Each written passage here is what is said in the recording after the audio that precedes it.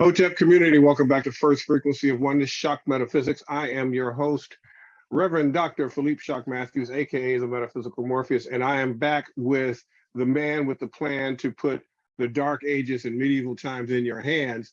I am back with Keenan Booker. What's going on, my brother? How you feeling today? What's going on with you, man? I'm feeling great, man. At least trying to. That's good. That's good. Well, this is our third round of webinars with you, and I'm so excited. This is the last of the trilogy of the 3-volume Kicked Out of Heaven. Of course, there's a lot more to unpack, but this one is kind of special. It's a 4-week webinar that you're doing for the community. Tell us a little bit about it. Well, I got to thank you for at least making it this far, because usually people can't make it past half of the first volume. So for you to get this far, we are seeing the light on the hill, as we're walking through the dark valley. And we see our treasure on the treasure map. The mountaintop. Yeah, the mountaintop, exactly. So I got to thank you for that, for having the courage. I mean, I just look at it as reading a book, but through all my personal experiences, and then from what we went through with the first 2 webinars, is definitely a courage that you have to even purchase this material. I never knew there was these dark energies on the planet. I never knew a book could be so powerful. I've read many books, and I didn't know that a book could contain so much energy until I composed it. And we definitely experienced that with the volume 1 and the volume 2. And now volume 3 is, like I said, the light at the tunnel. This is the cleanup. This is the sanctified section. Yeah, this is the sanctified section to let you know that everything is all right, but you have been fulfilled with those dark energies for specific purposes, and that's for defense of your own soul, defense of your own culture, defense of what you know. Right. Well, this webinar is going to be 4 weeks. It's starting April 4th, 11th, 18th, and 25th at 5 p.m. Pacific, 8 p.m. Eastern Standard Time. And of course, you get lifetime replays if you're not able to attend either of the live dates. The only great thing about live is you get a chance to interact with Keenan and ask deeper questions as he unpacks the material. So what is the material that's going to be unpacked on this? The first thing we're going to go over is some structures of the Catholic Church, and then we're going to go over a lot of Jesus artifacts, the Holy Spear, the 3 gifts that was given to him, the frankincense, the myrrh, and the gold that was given to Jesus when he was in the manger, when he was born. And those are stated to be given to him by an Ethiop, by a Black Ethiop, and also a Nubian. So that's what it states in the ancient information. So we'll talk about that, the 3 kings. Wow. And we'll also be talking about his tunic. Jesus' tunic is presented. Also, a slither from the cross, a piece of wood from the cross, the INRI that was on top of the cross. We'll be discussing that. We'll also we'll be discussing many artifacts. And these artifacts. And you're going to have a PowerPoint presentation as well. So this is going to be visual, just not something that we're going to be looking at in terms of text. Right.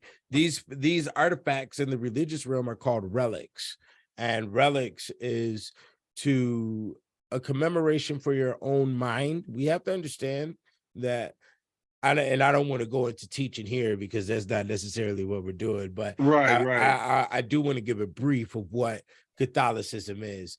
Catholicism overall is a masterful, exact system that has that has incorporated and amalgamated the minds of all races on this planet. Okay. And that's why we don't know nothing about it, because it was so amazing within its brightness that the average mind cannot really conclude on how it was structured or what it represents at the same time. And it's a unification of man. The Catholic structure has they have hit the frequency where all men are unified. Okay. And there's and that's large to do because there's a mass amount of thoughts that we have in both the imagination space and in the comprehension of reality space. And both of those are represented, and they're represented through the saints. Now, speaking of saints, now you're going to be introducing to us, because this is a fascinating topic, whereby there are hundreds of saints, thousands of saints, and we use some of these names interchangeably in our daily lives and not really think much about them. And some of us are named after these saints, and as we understand the law of thermodynamics, energy can't be destroyed. So as you have as this name, or these saints' names, have been spoken for thousands and thousands of years, with an energy, a thought, and an idea behind that, it becomes its own living, breathing genetic memory, if you sense, and a memetically driven genetic memory. So talk to us about the saints. Why is that so important as it relates to Catholicism? Well, it relates to the whole 3-volume series. We just went through death. We just went through the plague. We just went through werewolf. We just went through, very dark elements, the witches, and we went through a lot of dark elements. And the saints are the purity to cleanse you of that. How are they pure? For instance, a lot of there's the virgin martyrs, which is a form of saint. There's a lot of different types of saints, right? So you have the virgin martyrs, who are usually children and little girls who didn't rescind their chastity for paganism or pagan rites, which is usually a part of the story, and they kept their chastity for the holy principle that we call Jesus, right? Or the holy principle that we call God. And that is what is needed for the cleansing of the soul after volume 2. Okay. So we'll be going through a lot of stories that will invoke sympathy, that will invoke a lot of different emotional structures that we call the passions, that are a part of life. Like, for instance, here goes one. I saw a video yesterday, and there was a Russian soldier. He was checking the body of a Ukraine soldier that was dead, and he opened up some papers, and the papers were actually drawings that his children sent him. You see what it just did to you right there? See that? That's the passion. You see? And that's the passion that struck through that Russian soldier that found those papers that may also have children. Because you see, and this is why I don't, and I can't deal with people who speak on death in a very negative light, or will curse the dead or curse those who are dead. I can't deal with those type of people, because death is a gate that we all have to face. Absolutely. Regardless of how many times we have made wit to battle with each other. It's our longest journey. Right. Right. Regardless of how many times we went to battle with each other, regardless of how many times we may have gone to war with each other, we will have to face the gate of death one day. And when we face that, what do they usually tell you about what happens right before you die? You get a quick review of everything that happened in your life. And there's going to be certain moments that last longer, because it was the passion. It was you were arguing with your wife, and you were both crying with each other about bills or about an infidelity that may have occurred, and you don't want to break each other up, and emotional structures are up and down. We have things like school shootings. There was one yesterday, and these are passionate situations which are unknown, and which the innocent are taken, and the innocent are the innocent. They say the good die young, and that's usually what happens. Nobody wants the innocent to die. We worship the innocent because us at the ages of 40, 50, and 60, we are filthy. We have done dirty things during the course of our life. You see what I'm saying? Because those situations will come about where every decision that you make is not going to be based in non-violence. It's not going to be based in non-manipulation. Some things you're going to have to manipulate. Some things you're going to have to be violent against. And these are the experiences of life. And now, those, the interesting thing about what you're talking about is also the origin of these saints. I think it's the last webinar in the series, which is surprising. A lot of these saints were also Black. Yes, a lot of saints were Black. There's Egyptian gods that are invoked inside the saint structure. There's Greek gods that are invoked inside the saint structure. There's Celtic, Nordic, there's Mayan, there's 100 Chinese saints. So, there's a lot of Moorish saints as well. The Black Madonnas can only be Black. Okay.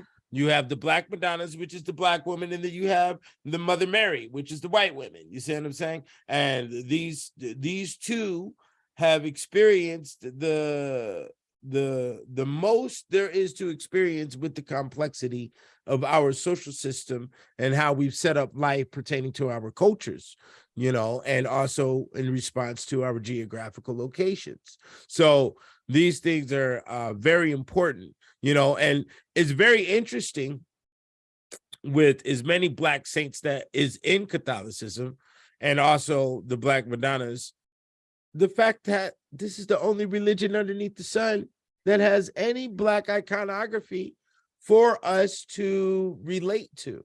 Fascinating. Why do you think that is? And why do you think ancient Europeans and later Europeans, I should say, created this? Because the strongest magic system outside of the English language on this planet, when we're talking about just the social alchemy of things, is respect. And there is no advancement in anything without respect. And Absolutely. they have to respect who taught them, who gave them their mathematics. They respect those lines. I mean, like I've stated, the Statue of Liberty is brown. It's made of copper, and it's facing the direction of Africa. So there's respect right there. The Washington, D.C. has the highest population of Ethiopians in the country. Okay. Black women have Section 8. They have the EBT by majority rule. This is not this is not the picture for everybody, but it is a provision where they don't have to live. They don't have to, work. They don't have to do excessive work to live and survive. And they have done excessive work to live and survive during the courses of slavery. So there is a respect line that must be incorporated in as the groundstone in order to build your home on top of that groundwork, on top of that headstone, that cornerstone. That cornerstone is called respect. And if you do not understand that, then you'll never be able to progress in business, or any of that. It's just like when you did the CNN thing, you were up there respectfully. You spoke respectfully. You understand? And that's what allowed you to get to the position where you're at today because of that respect. You see what I'm saying? I understood I'm not in colleges. I don't understand this dimension I live in. I don't understand, how these names on these cars or the names on these streets, or I don't understand. I know I don't have the withal to sit down and do your licensing and certification. And I also understand that that's not what I want to learn. So I'm going to go study this medieval and find out who y'all are, because y'all kicking ass on this planet. So we have to understand where the root of the kicking ass is coming from. And that I respected my own self by keeping questions with me that I've had since a child.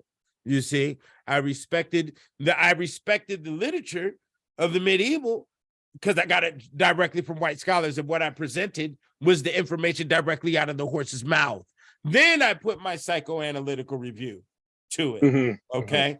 I didn't merge this information and try to act like it's mine. You didn't have a confirmation bias. You didn't go in with a bias. Right. I didn't go right. And then I gave you 20, 30 pages of bibliography of where all this information is found. You see what I'm saying? So respectfully, you will advance. If you do not understand the extremes of respect, you get nowhere. And that is why Black Madonnas and Black saints are still in place. That's incredible. So let's end it here. But for the family, I want you to go and get this webinar, be a part of it. I'm looking forward to seeing you there. Keenan's looking forward to seeing you there. However, if you have the ability, it would be great if you have a copy of all 3 volumes of Kicked Out of Heaven. Keenan, where do they go to get a copy, autographed copy with a certificate of your book? You go to kickedoutofheaven.com. You get all 3 volumes. You want all 3 volumes, even though you may not have the time for all 3 volumes. You have to understand, I didn't write this book specifically for the person that is buying it. I bought it for your household. I wrote it the way I wrote it for your household and also for many generations to come. You know, I put over 1,000 pictures in it so your children can just look at the pictures. They may not understand the literature. They'll get to that part later if they do. But Black Madonnas and other images will be locked inside their psyche on this is how society operates. And this is where society has evolved from. So it's over 1,500 pages, over 1,000 pictures. You buy it from kickedoutofheaven.com. When you buy it from me, you get a certificate and all the pictures come in color. So it is alive. You understand? If you go to family, Amazon, this is incredible. So family, as I always say, nothing is wrong with us. Something happened to us. What we're getting ready to do, and what we've been doing is doing a very good job at demonstrating exactly what that is, what has happened. But in order to do that, we got to find out what happened to them after the Ice Age. What happened where they got certain faculties and processes together to successfully capture, control, and corral us, and hence the entire planet. We need to know what that frequency is. Looking forward to it, family. Looking forward to it, brother. All right. Brother Keenan. Yeah, appreciate you. It. Hotep. Hotep.